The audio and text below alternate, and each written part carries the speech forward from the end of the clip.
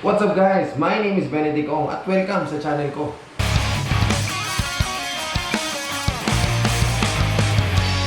So, para sa episode na to, papakita ko sa inyo kung paano ko ginawa ang makeover sa room na to from this to this. Tara, samahan niyo ako sa step-by-step procedures na ginawa ko. So yun guys, natapos na natin yung first part ng kwarto natin. So itong side na to, nilinis na natin to. So iniwan ko na lang para patungan. At syempre, ang kaabang-abang kong DIY na recording table. So dito siya mapupunta. Watch yan guys, okay? Round 2. Fight!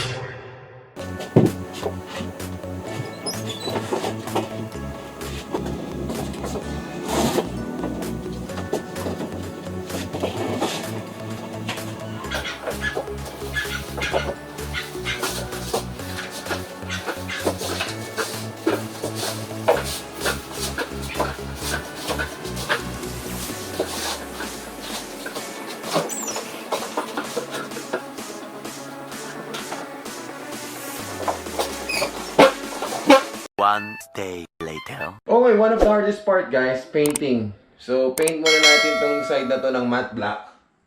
And then we'll see kung ano nalabasan nito, okay? See you guys.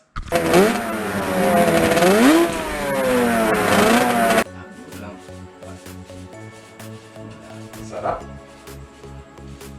Ang sarap ng pintura. Ang ganda ng itim, dul. Okay, dul.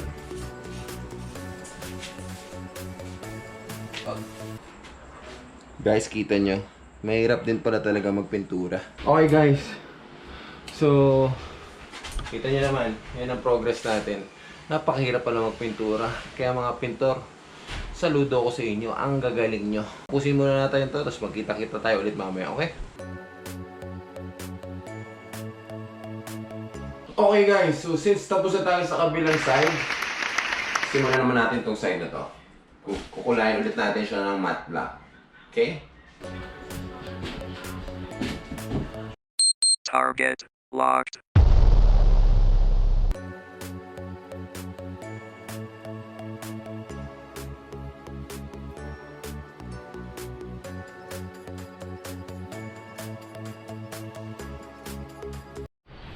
At ito na nga ang update natin sa kabilang side. Nakita nyo naman, itim na rin siya. Ayan. So punta naman tayo sa white side. Nakita nyo naman at pinipinturahan na natin siya ng puti. First coating pa lang mga kaibigan. At syempre naman, kailangan natin magpasalamat sa taong tumutulong. Okay, quick update lang tayo sa ginagawa nating room sa ngayon. So, plano kasi talagang gawin tong recording studio eh. So, check lang natin yung naging progress natin. Ayan, nakita nyo dito, white na. At itim na rin dyan. Ayan. White na rin dyan. At itim dito. At syempre, papasalamatan natin ng isa sa tumulong sa atin para matapos itong pagpipinta ng room natin. Walang iba, kundi ang aking ama na si Jess. Oh!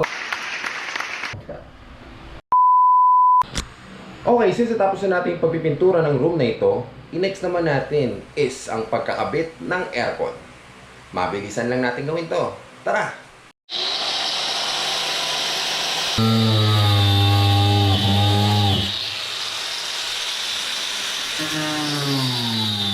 A few minutes later. Hello! Salpak ko natin.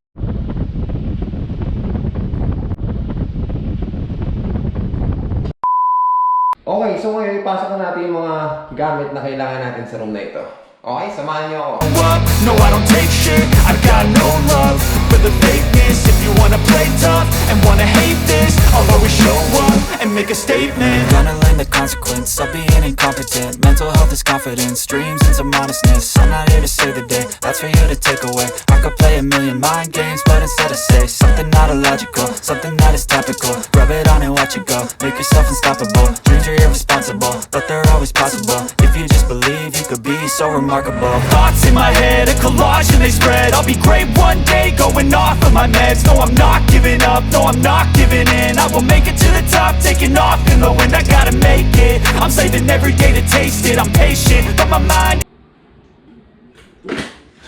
So yun guys, natapos na natin yung pagsiset-up natin ng gamit natin. At may manok. Narinig nyo. So nakita yung drums, yung recording table natin, saka video editing table, amps and guitars. So, papakita ko sa inyo yung finished product after this one. See you guys. Okay guys, tara, silipin natin yung pinaghirapan nating room makeover. Tara!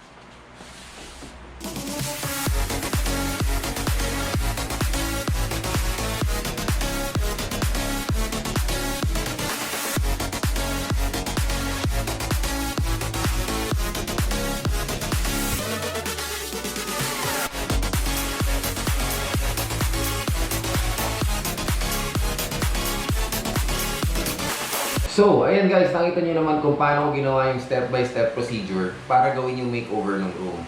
Maraming salamat sa mga nanood at manonood pa ng video na ito. Kung nagustuhan ng video na ito, kindly consider subscribing on my YouTube channel na makikita sa lower portion ng video na ito.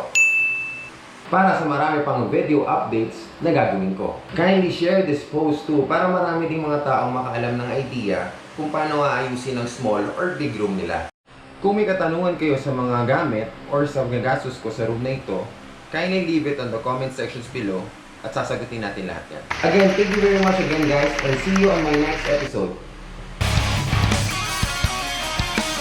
I am strong!